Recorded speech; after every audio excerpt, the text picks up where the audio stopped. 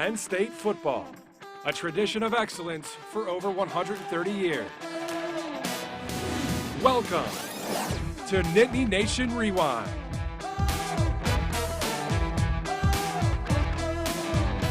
Hey, hi, hello. Welcome back to Nittany Nation Rewind. I'm Peter Terpstra, standing on a double box. Yes, you are, and I'm Jack Washer. This is Nittany Nation Rewind, and today we will take a trip into our time machine. Are we calling Doc and Marty and all them? No? Back to the Future? No reference? Okay, all right. All right, anyways, we hope to bring you plenty of memories from throughout the years.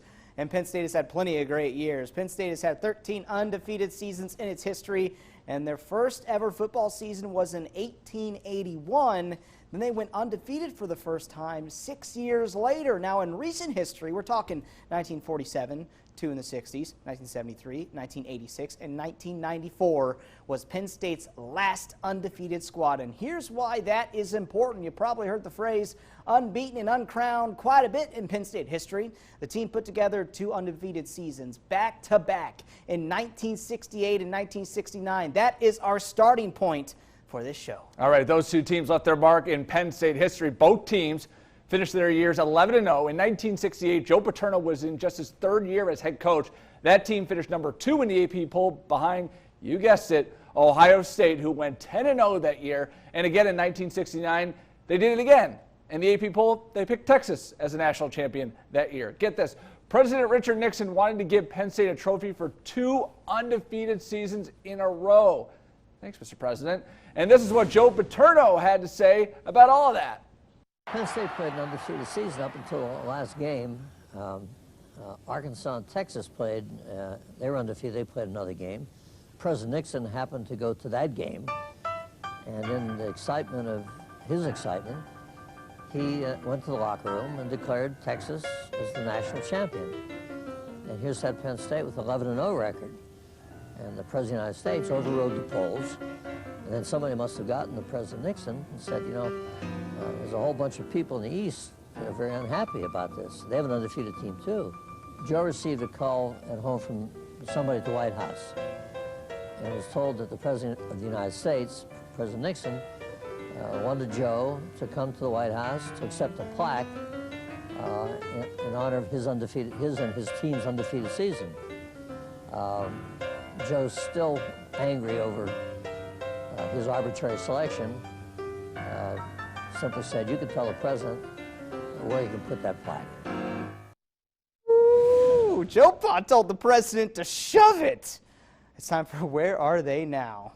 Jack Ham was a starting linebacker on both the 1968 and 1969 teams. He graduated in 1970. He's an area legend in Happy Valley. The Johnstown native played 11 years in the NFL, all of those with the Pittsburgh Steelers. He went to 8 straight Pro Bowls at one point. He is a Pro Football Hall of Famer, and he has done plenty of broadcast work as well. He helps out the Penn State broadcast team as well on the radio. He also won 4 Super Bowls. That was pretty cool, too. This next guy could be one of the most famous Penn Staters around. You still see Franco Harris come back and visit Happy Valley. He was an absolute beast.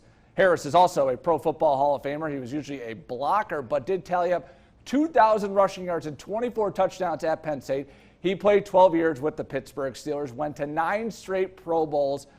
He then got involved in all sorts of businesses in the Pittsburgh area, and also had to do with something we called, that immaculate reception. The immaculate reception with the Pittsburgh Steelers. You might have seen it. All right, now for Mike Reed. This is a cool story. He was a team captain in 1968 and 69 as a defensive tackle. He was also a wrestler at Penn State. Shout out to all the wrestlers out there. He went number 7 overall in the 1970 NFL draft to the Cincinnati Bengals, although Reed might be best known for his music.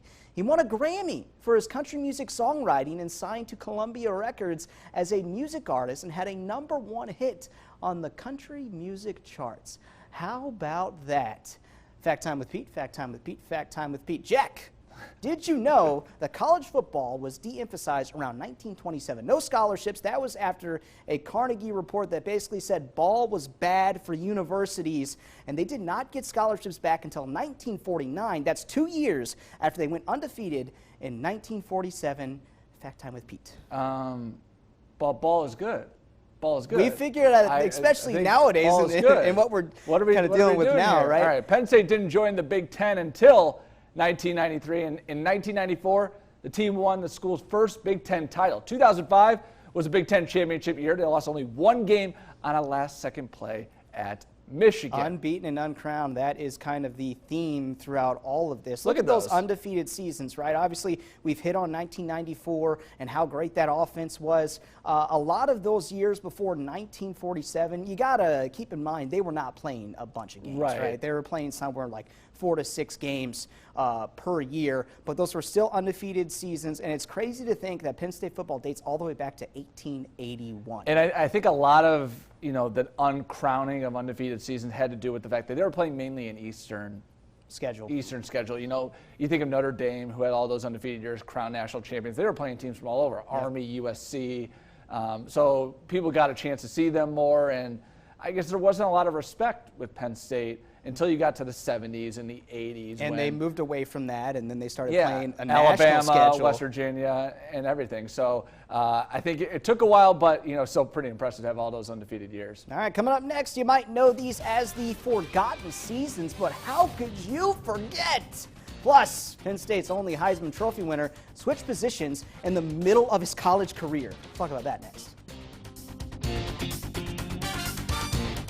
For over 40 years, Joel Confer Toyota has provided the utmost customer service while serving local communities. Stop in today and let Corey Confer help you find your next Toyota vehicle. Good things happen when you buy local. Log in at joelconfer.com or visit our showroom at Joel Confer Toyota of State College.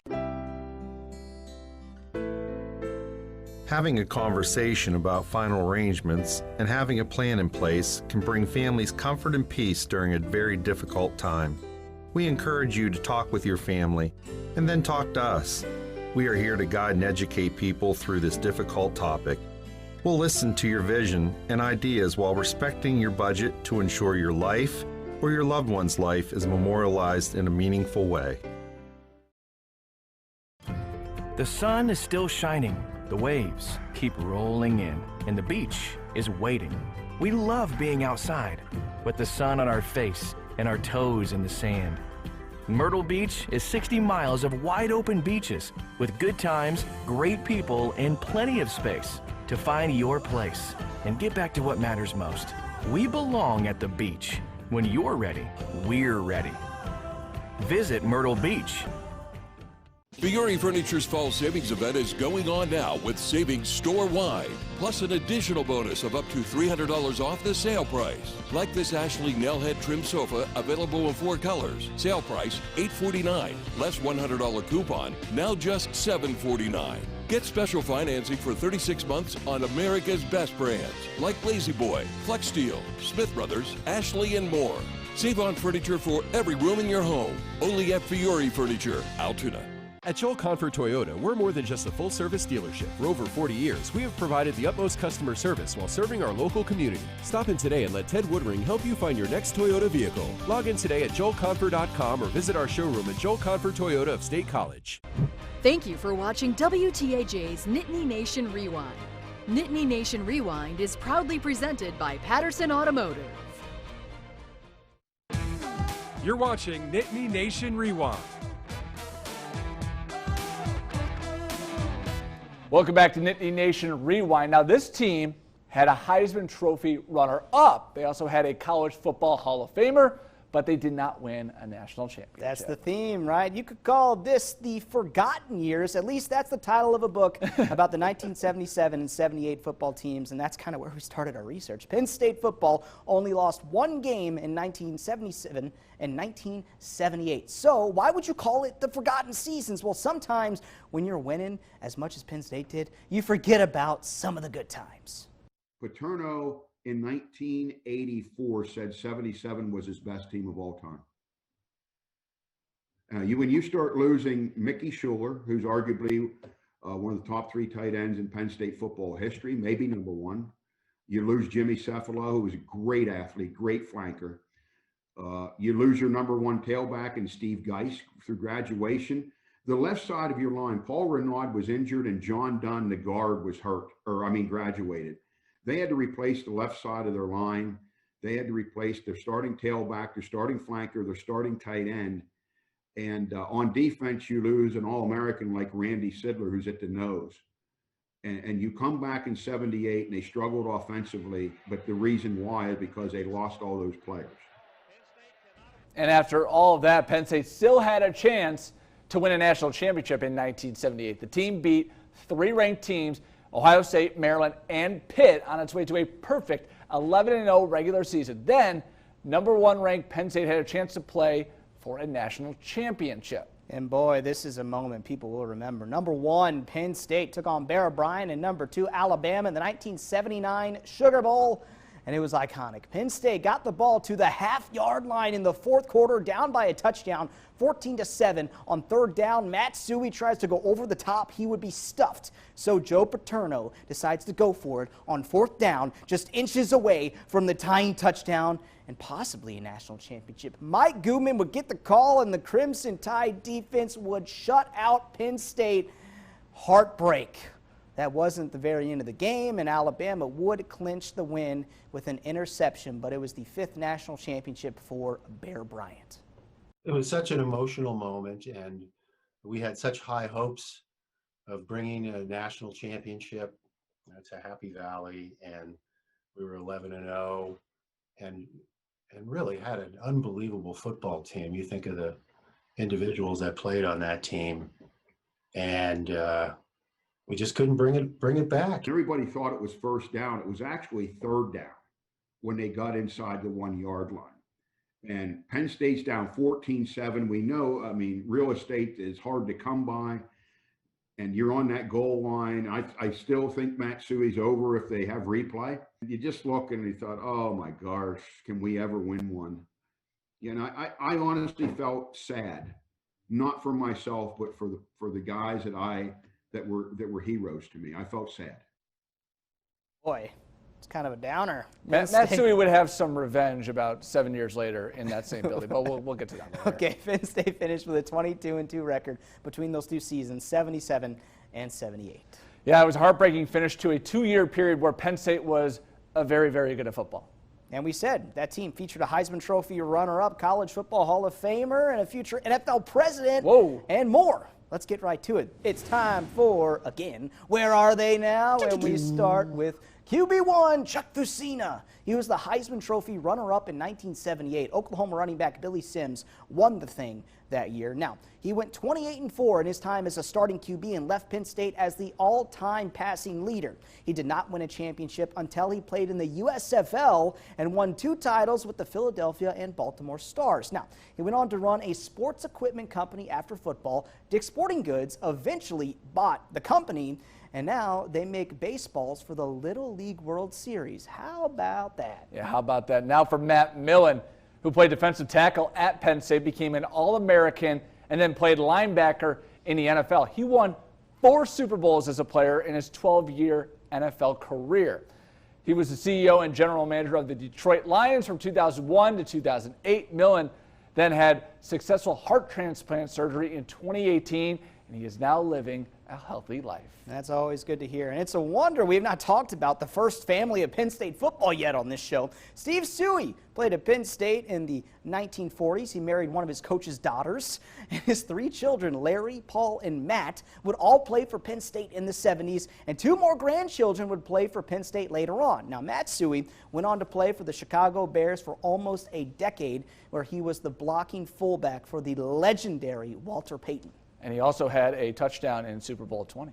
Chicago Bears fan right here. All right, now for one of the most versatile guys in Penn State history, we're talking about Mike Goodman. Don't remember him for that final carry in Penn State's national championship game. Remember him for this. The guy played baseball at Penn State as well. He played defensive back, tailback, wide receiver, returned kicks and returned punts, and he played running back in the NFL with the Los Angeles Rams. That was until new coach John Robinson picked up a very special player. The draft comes up, and you got this guy out of SMU, by the name of Eric Dickerson, who was just a pure athlete stallion, of a football player. And John took him, and, he built his offense, around Eric. And I moved then, when John came in, I moved from running back, to the fullback, or to back then they sort of went into the one-back offenses. And had like an H-back type of thing, you know, and that was my role and my position in John Robinson's offense. Eric Dickerson ran for 2,100 yards in 1984. That is a single season rushing record in the NFL that still stands. All right, now for a College Football Hall of Famer, Keith Dorney was Penn State lineman from 1975 to 1978. He went number 10 overall in the 1979 NFL draft to the Detroit Lions. He was a Pro Bowler in 1982. Some guys did not find a new passion after football, but Dorney did. Me, you know, pretty cocky individual. I'm not as cocky as I used to be, but back in the day, I certainly was. I was thinking, hey, I'm smarter than the average guy, and when my pro career is over, I'm going to transition seamlessly. And nothing could be further from the truth. I've floundered for years before I finally found my second calling, and that was teaching. He got a master's degree in teaching. He worked as a teacher in California, teaching youngsters from all walks of life. Now he's teaching finance to the smart folks in Silicon Valley. I love those stories. So to recap, 13 undefeated seasons, but only 2 national championships. Penn State won Big Ten titles in 1994, 2005, and in 2016. And if you want a running theme for Penn State, it's a bunch of almost. Like in 1973, another undefeated year, 12-0 with a Heisman Trophy winner. Woo! But only finished the season ranked number 5. Come on now. You know him, you love him. Cappy is the only Penn State player to win the Heisman Trophy. And get this, John Cappelletti only played his last 2 seasons at Penn State as a running back. In 1973, he had 1,500 rushing yards, 17 touchdowns. He had 2,600 rushing yards in his career, and he beat out Ohio State lineman John Hicks, who would finish number 2 in the Heisman Trophy voting. That's right, an offensive lineman was a runner-up for the Heisman Trophy. And here's your fun fact, he's a classic car enthusiast. There you go. Coming up next, now you know how we got here, but what about now? James Franklin, the James Franklin era. What are Penn State's chances at a championship? We'll see you soon. Every home has its own unique style. When you shop at Windy Hill Furniture, you'll find that we offer unique styles for every home and one-of-a-kind pieces to complement any decor. While we're known for our extensive rustic options, we are so much more. We also offer the simplicity of modern trends, along with the warmer feel of timeless traditional designs. All American-made, with quality and craftsmanship built to last for generations. Visit us today at Windy Hill Furniture. Beer is the 3rd most frequently consumed drink on the planet. Beer Bellies in Hamilton Square Shopping Center supports the largest gatherings of beer drinkers with its amazing varieties. Selection rituals can be prolonged, but this large primate has experience on his side. An unfiltered wheat, an IPA. He ponders his prey. The beast has captured his prey. His call tells others in the area, this is my beer. Others keep out. Beer Bellies, over 500 beers, and the hours to suit your wild side. At Patterson Automotive, we're under new ownership, new management, and we have a new way of doing business. We're proud to treat our customers and employees the way they should be treated, like family. Come by to see our multiple showrooms and say hello or shop online. Whether you're looking for new and used cars or scheduled maintenance, from sales to service, at Patterson Automotive, you're our Patterson priority.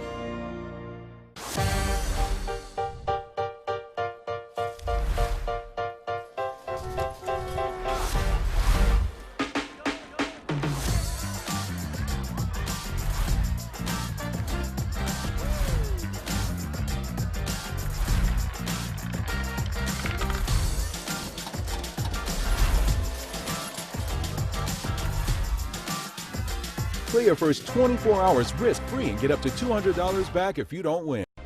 Thank you for watching WTAJ's Nittany Nation Rewind. Nittany Nation Rewind is proudly presented by Patterson Automotive.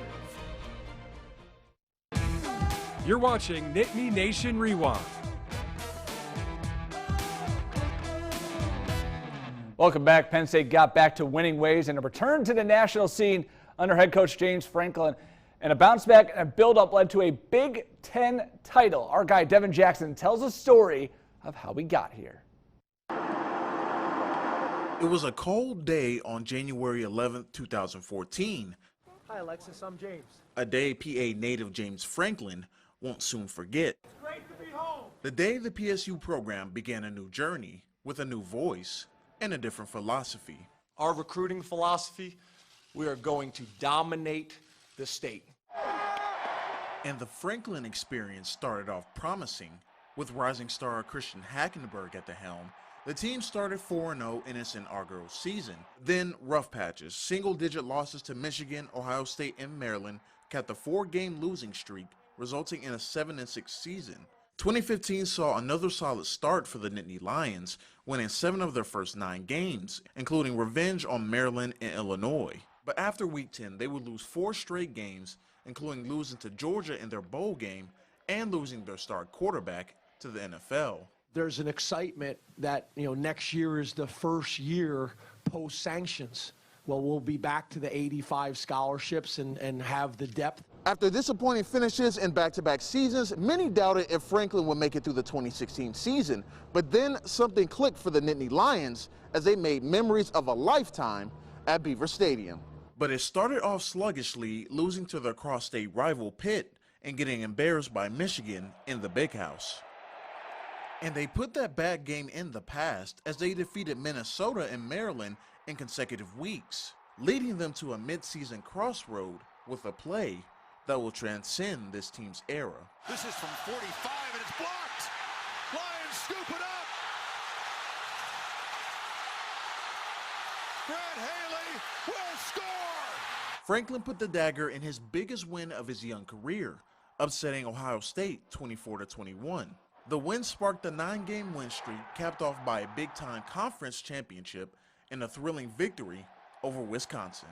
It was a game for the books as both offenses put on a show, but USC would take the victory. Still, an impressive, unexpected run from Penn State. 2016 would be Penn State's peak under Franklin. In 2017, a combined 4 points would separate the Nittany Lions over 2 losses.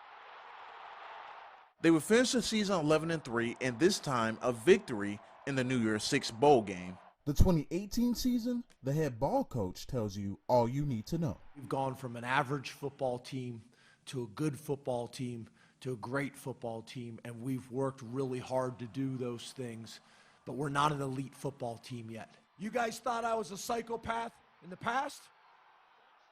You have no idea. Penn State finished 9-4, their worst finish since 2015. In 2019, the Nittany Lions showed promise, beating Michigan in their whiteout game in Iowa on the road, but fell short to Minnesota and Ohio State for the 3rd straight season. In Franklin's 3rd New Year's Six bowl game, they defeated Memphis as Journey Brown and Micah Parsons shined. All eyes now look towards the 2020 season with championship aspirations on their mind. And they'll have to do it without their star linebacker, Micah Parsons.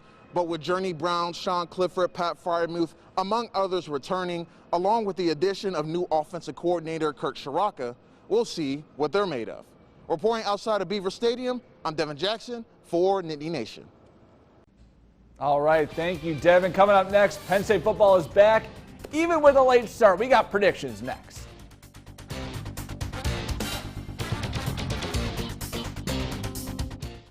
As a Hall of Famer, I know that great teammates are like family. They do the little things and always have your back. For Medicare Supplement Insurance, my team is Insurance Services, LLC. With 40 years of experience, they tackle all my coverage questions. This enrollment season, get your questions answered by my team at Insurance Services, LLC. Call 800-800-1999 today. There's something that's missing, and I want to tell you that something missing is Jesus. It was the beginning of a road of redemption for me. There's forgiveness, there's a new life, there's everything in trusting God. Just take that one step, that's all it takes. I felt like a new person, brand new creation. I felt like I had had a weight lifted off my shoulders.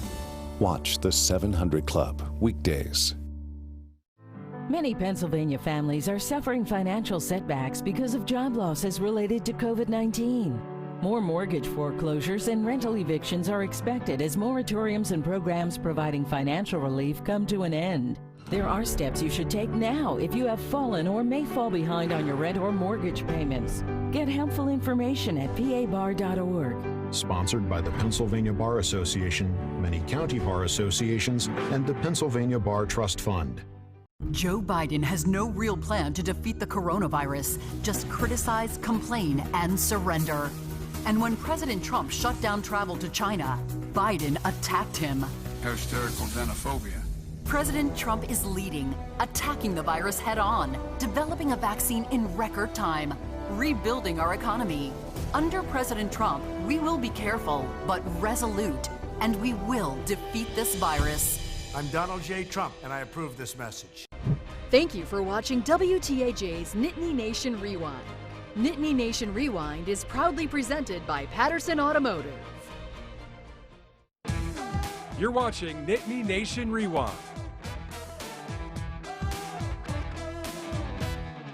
Hey, hi, hello, welcome back. This is a look at Penn State's 2020 football schedule. Of course, we're starting the season really soon. Big Ten football. Like in a week. Starts on October 24th, Saturday game. Penn State's going at Indiana. That's a 3:30 p.m. Eastern time kick. Jack, is there anything concerning about this whole schedule? 9 weeks, no buys? You got to play Ohio State week 2. That's not fun. Yeah, but they've also had like a long time to prepare. Jack, you got a prediction. What do you think? I've told you this. I think they're going to go 8-1. They're going to win the Big Ten title. They're going to beat Ohio State, lose to Michigan, but Michigan will trip up a couple other times. So yeah, I'm giving it a cop out. I mean, I don't even think they're going to play 9 games. I mean, with the way games are getting canceled left and right, who knows how everything's going to shake out. This is the best team Penn State's had since I've been here. I think a Big Ten championship is definitely on the table. I think they will have a loss. Not sure who it's going to be, but I think they take the East and tiebreakers, make the Big Ten championship game. Hey, all right. It is what it is. Hey, we're done with rewind shows. We got game day shows next week, baby. Okay, we'll see you next week. Thanks for watching, folks.